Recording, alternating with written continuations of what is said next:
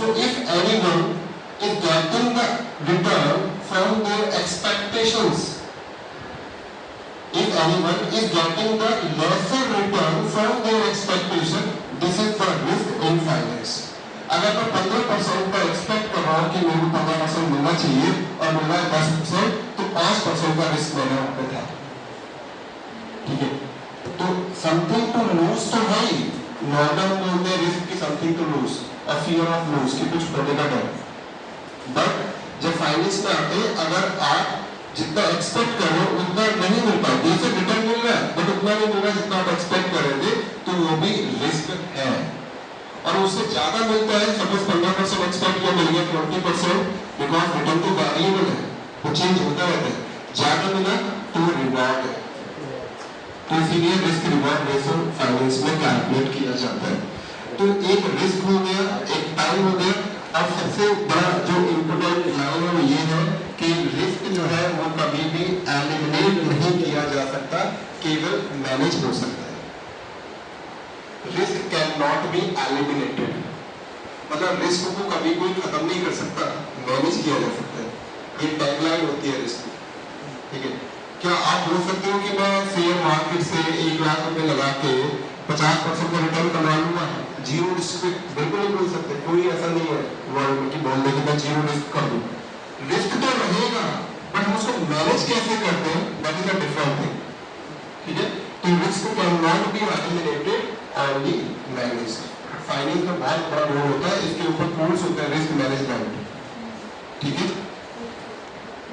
ये कुछ इन्वेस्टमेंट्स है कि कोई शेयर पहले इतना था, अब इतना हो गया, किसी ने इतना इन्वेस्ट किया होगा तो आज में उसकी वैल्यू इतनी है। तो ये यहाँ पे रिस्क थोड़ा है, क्योंकि फाइनेंस में कौन लाइन होती है, higher the risk higher the return, lower the risk lower the return, ठीक है। बट वहाँ पे ज़्यादा जाते नहीं, क्योंकि हमारा फाइनेंशियल लिटरेसी का टॉपिक है। एक ये आजकल बड़ा इंपॉर्टेंट टॉपिक बन गया है, क्रिप्टो करेंसी। हम सबको जस्ट इसकी नॉलेज होनी चाहिए एज अ कॉमर्स ग्रेजुएट, ठीक है। We must know about that कि क्रिप्टो करेंसी क्या होता है, ठीक है। तो क्रिप्टो करेंसी एक डिजिटल करेंसी है। क्रिप्टो करेंसी एक डिजिटल करेंसी है जो कि इनटेंजिबल है अपने आप में, जो किसी को दिखाई नहीं देती। जैसे आपके पास 100 रुपये का कॉइन है, करेंसी है, तो दिख रहा है ना, फिजिकल नोट है।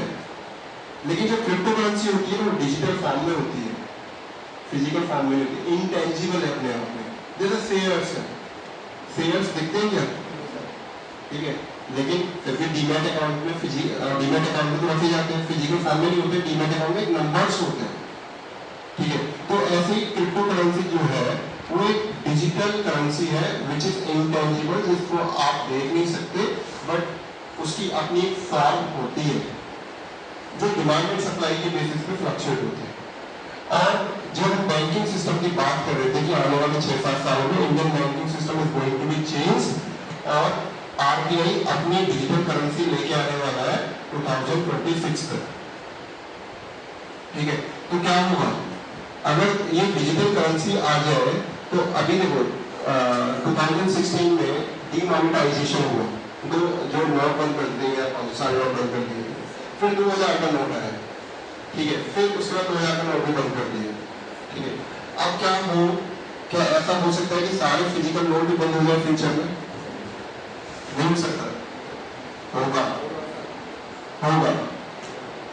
आने वाले टाइम में इंडियन बैंकिंग सिस्टम, इवन कई सारे जो टॉप फाइनेंशियल इंस्टीट्यूशंस है, they are studying on that कि बस वो अप टू 100 रुपये तक के आपके हो सकता है फिजिकल नोट हो, उससे ऊपर सारा डिजिटल करेंसी आ जाएगा जब इंडियन बैंकिंग सिस्टम पूरा ब्लॉकचेन टेक्नोलॉजी।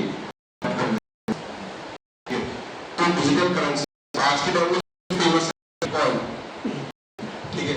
बिटकॉइन कब इंट्रोड्यूस हुआ था? बिटकॉइन डिजिटल करेंसी 2009 में इंट्रोड्यूस हुआ। अब तक उसकी कितनी थी? 0.30 डॉलर, और हम उसको रुपये में कन्वर्ट करते उस टाइम के रेट से, तो 16 रुपये 2011 में एक बिटकॉइन की वैल्यू थी। और आज के टाइम में बिटकॉइन की वैल्यू जो हाईएस्ट है 45 लाख है, 45 कितना